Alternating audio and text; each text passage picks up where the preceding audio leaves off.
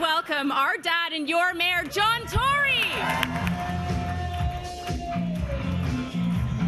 It seems to me that job one over the next few years is to continue the work of connecting Toronto up in many different ways, to bring opportunities closer, to bring people closer, to bring us closer to our ultimate goal, which is a truly great 21st century city, a livable, affordable city with opportunities for everybody.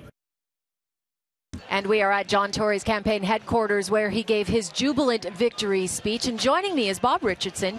You were his campaign co-chair in 2014 when he made his first win. How do you think his second term will differ from his first? This is a huge win for the mayor tonight. He won right across the city in all 25 wards and got a huge percentage of the vote, 40% difference between his closest opponent, Jennifer Keesmaat. That is a lot of support across the city. He can effectively speak for the city of Toronto after that win, so I think that bodes well. He also did very, very well on the election of councillors.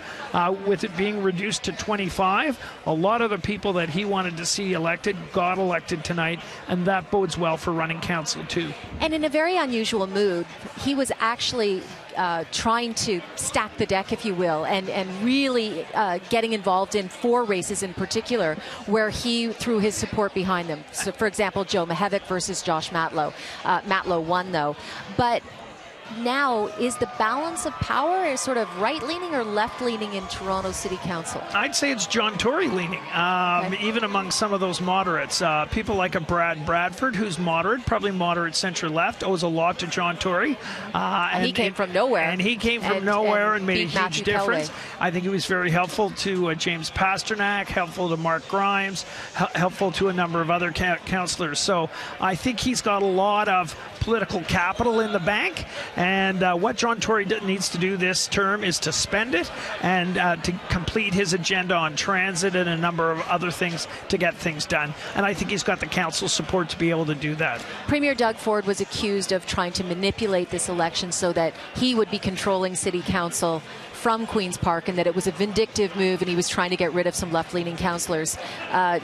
Do you think that, A, is there any merit to that, and B, did Doug Ford, if so, get what he wanted? Well, Doug Ford didn't get what he wants. I think it's very much a moderate, middle-of-the-road council.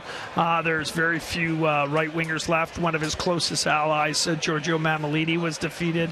Vince Crisanti was defeated. Frank DiGiorgio was defeated, and the list goes on. So, in actual fact, I think it's a moderate, centrist council, and it's a council that John Tory worked with, and it's a council that knows that their constituents voted for John Tory and voted for him in overwhelming numbers. What is John Tory's biggest challenge going to be when it comes to Doug Ford? He's going to have to really carve out an agenda with the Premier. The Premier's got some very clear views. He's served on council. That's not a surprise. So the two of them are going to have to figure out the areas that they can work together on and really get focused on those. They should be able to get a lot accomplished over the next 4 years. Bob Richardson, thank you very much for joining us this evening. It is certainly going to be fascinating to watch the next 4 years unfold and how this newer, smaller council acts together. Thank you, Cynthia.